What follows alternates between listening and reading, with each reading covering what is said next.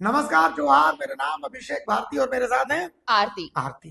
भाई देखिए, पूरी दुनिया एक तरफ और हमारे मियाँ भाई एक तरफ। मैं ऐसा इसलिए कह रहा हूँ क्योंकि कांग्रेस की बैठक चल रही थी, ठीक है।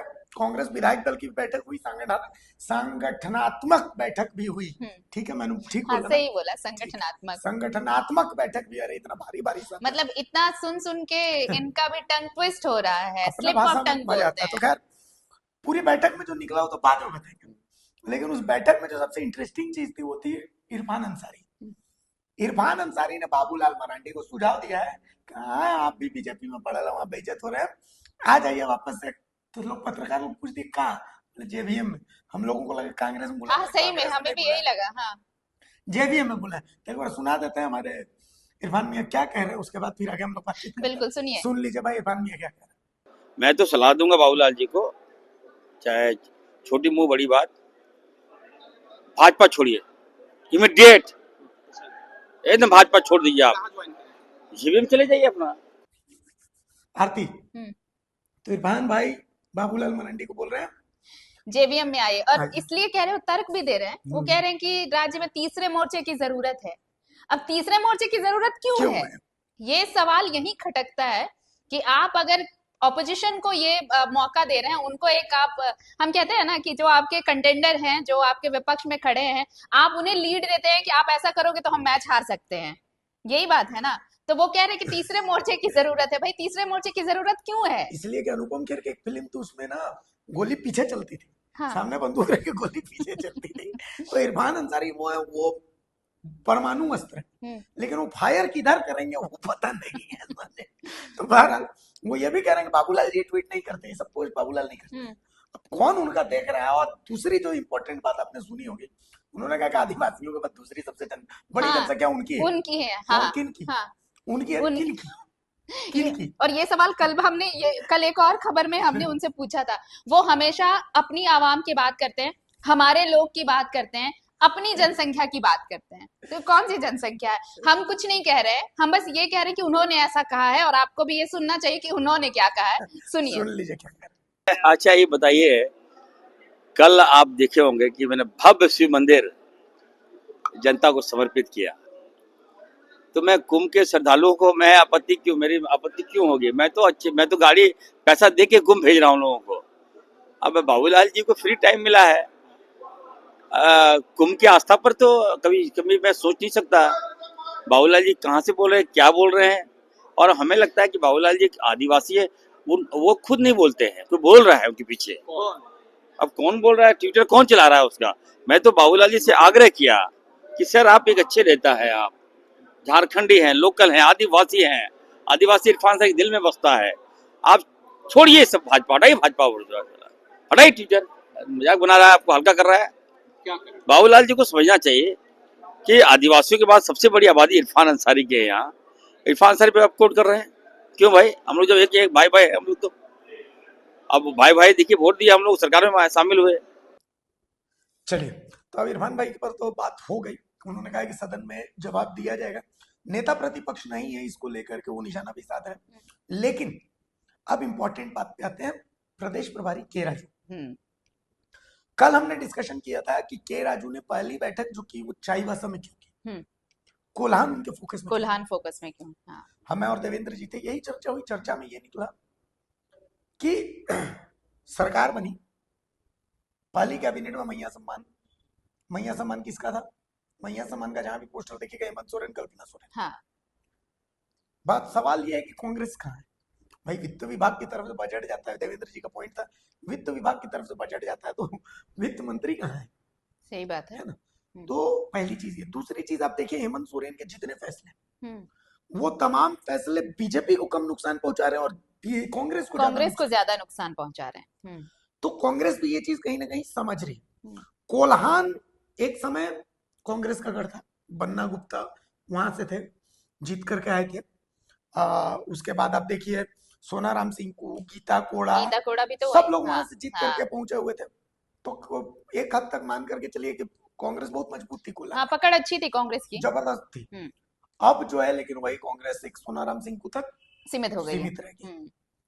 तो के राजू भी ये जानते हैं, के राजू जानते हैं कि कोल्हान एक ऐसी जगह है जहां आपको एसटी भी भरपूर मात्रा में है, कुर्मी भी भरपूर मात्रा में है।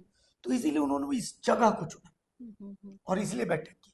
और आज भी देखिए के राजू से जब बातचीत हुई, जब मिले भाईंदों ने पूछा, तो उन्होंने एक बात कही है कि जातीय जनगणना राहुल गांधी की प्राथमिकता में, इसको लेकर के आवाज उठा। झारखंड में भी जातीय जनगणना हुई, ये कांग्रेस के मैनिफेस्टो में भी था। एक बार हम सुना देते हैं कि के राजू क्या बोल रहे बिल्कुल, हैं, जातीय फिर हम आगे जनगणना को बढ़ते लेकर क्या कहा है उन्होंने, सुन लीजिए आप। आप सभी को मालूम है राहुल गांधी जी ने जाति जनगणना के बारे में हर एक मीटिंग में बात कर रहे, वो डिमांड बहुत जोरदार से कह रहे। हमारा कोशिश ये होगा झारखंड में भी जाति जनगणना होगा, ताकि सभी कम्युनिटीज को मालूम पड़ेगा उनका स्टेटस क्या है, उनका various economic, social, political, educational parameters में उनका स्टेटस क्या है, वो जानकारी का रहेगा। रिसेंटली तेलंगाना में हम जाति जनगणना किया, बहुत अच्छी तरफ हम जाति जनगणना किया, उससे हमको बहुत इन्फॉर्मेशन मिला, डेटा मिला। डेटा बेस्ड पॉलिसीज करने के लिए तेलंगाना गवर्नमेंट शुरू किया।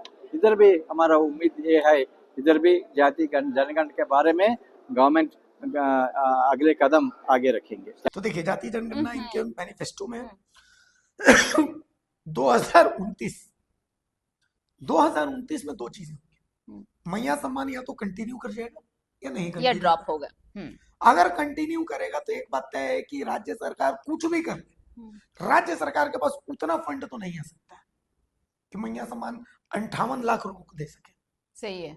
तो भाई उसके लिए 1,36,000 करोड़ रुपए चाहिए, जो केंद्र में पकड़ा। हाँ, वो 1,36,000 रुपए करोड़ कब मिलेंगे?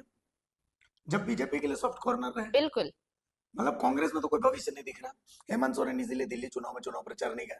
हेमंत सोरेन ममता बनर्जी से मिलने चले गए। हेमंत सोरेन जो है वो जब ममता बनर्जी से मिलते हैं तो इंडस्ट्रियल समिट होता है वहां, और वित्त मंत्री वहां से नदारद रहते हैं, वहां पर डीजीपी और मुख्य सचिव रहते बिल्कुल। हैं। तो ये तमाम चीजें, उसके बाद वो असम चल जाते हैं, अंबानी से जाके मिल लेते हैं। तो कहीं ना कहीं कांग्रेस को ये पता चल रहा है कि डैमेज उसको हो रहा है, और कांग्रेस उसी डैमेज कंट्रोल को करने में जुटी हुई है।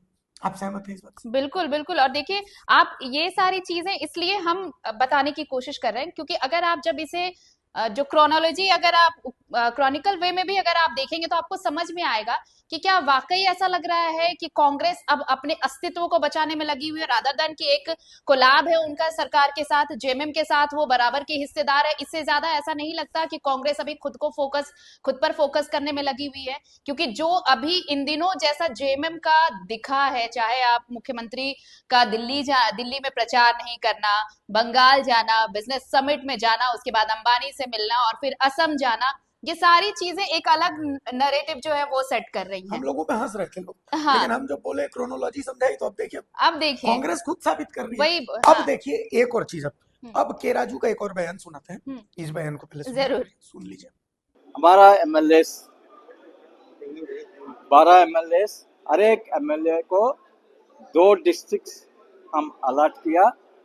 हमारा एमएलए का रिस्पॉन्सिबिलिटी ये बनेगा, हर महीने वो दोनों डिस्ट्रिक्ट जाके डिस्ट्रिक्ट कांग्रेस कमेटी मीटिंग्स को हाजिर होना। That means in every district Congress committee meetings every month on A scheduled day रहेगा।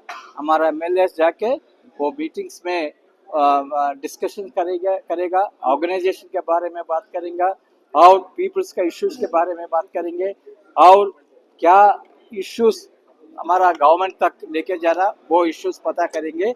ये हम निर्णय लिया। ये मीटिंग्स का शेड्यूल जो होगा वो हम तैयार करके नेक्स्ट 1 ईयर का शेड्यूल हम इधर से भेजेंगे, ताकि every month district Congress committee meeting रहेगा। और हमारा 4 मिनिस्टर्स को 5 डिविजन्स को हम अलॉट करेंगे। वंस इन 2 मंथ्स हमारा मिनिस्टर्स इधर जाके पूरा दिन उधर बैठ के वो डिवीजन में डिस्ट्रिक्ट कांग्रेस प्रेसिडेंट्स और कांग्रेस वर्कर्स का इश्यूज पर जानकारी लेके वो इश्यूज गवर्नमेंट तक और कंसर्न मिनिस्टर्स तक लेके सॉल्व करने के लिए वो लोग करेंगे। देखिए कांग्रेस की बैठक में क्या निकला। कांग्रेस की बैठक में ये निकला कि 12 विधायक हैं, हर विधायक को 2 जिला दिया गया। हर हफ्ते विधायक अपने अपने जिले में एक दिन जाएंगे, कांग्रेस कार्यकर्ताओं से मिलेंगे, कांग्रेस जिलाध्यक्षों से मिलेंगे, और हर 2 महीने में हर मंत्री को एक प्रमंडल दिया गया। मतलब हर मंत्री अपने प्रमंडल में जाकर के और हर 2 महीने में वहां जाकर बैठक करेंगे। तमाम जो जिले आते हैं उस प्रमंडल में, उनमें कांग्रेस जिलाध्यक्षों से मिलेंगे, वहां के कांग्रेस विधायकों से मिलेंगे और उनसे पूछेंगे कि सरकार में आप क्या चाह रहे हैं, क्या चाह रहे हैं। हाँ, फिर से मैं वहीं पर आ रहा हूं, आप याद कीजिए, पिछली बार जो सरकार थी, दीपिका पांडे नाराज, अंबा प्रसाद नाराज, इरफान अंसारी नाराज, पूर्णिमा नीरज सिंह नाराज, ये लोग सब दिल्ली गए थे। क्यों? कि हम लोगों की सुनी नहीं जा रही है, सुनी नहीं जा रही है। हाँ, उमाशंकर अकेला नाराज, हाँ। सब दिल्ली चले गए कि सुनी नहीं जाए। इस बार भी स्थितियां वही है, एक कांग्रेस का मंत्री अपने लेवल पे एक ट्रांसफर तक नहीं करवा पा रहा है।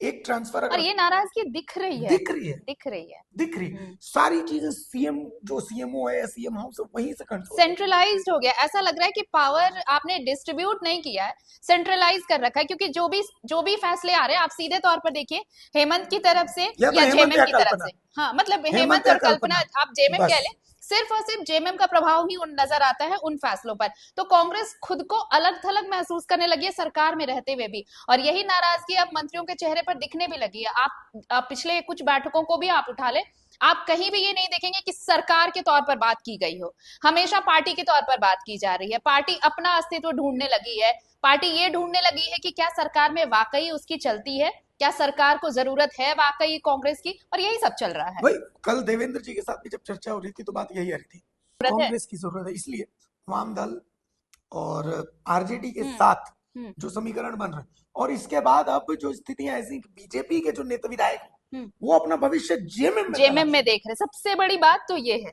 वो अपना भविष्य जेएमएम में तलाश रहे। तो ऐसी स्थिति में आने वाले विधानसभा सत्र और उसके बाद राजनीतिक समीकरणों में बहुत कुछ आपको बदला बदला सा नजर आएगा। देखिए, अब एक चीज मैं यहाँ पे जरूर कहना चाहूंगी कि ये जो अभी स्थितियां बन रही हैं भारतीय, अगर आप सिर्फ 2 महीने पीछे जाएं, जनवरी और दिसंबर के पहले जाएं, आप नवंबर, अक्टूबर और सितंबर, ये जो 3 महीने थे, इन 3 महीनों में ये वाली स्थिति कम जेएमएम के साथ थी, कांग्रेस के साथ थी। ऐसा लग रहा था कि बीजेपी में कौन सा नेता शामिल हो जाएगा, जेएमएम का कौन सा विधायक बीजेपी में चला जाएगा, कांग्रेस का कौन सा विधायक, और सब अपने अपने खेमों को एकजुट करने में, इंटैक्ट करने में लगे हुए थे।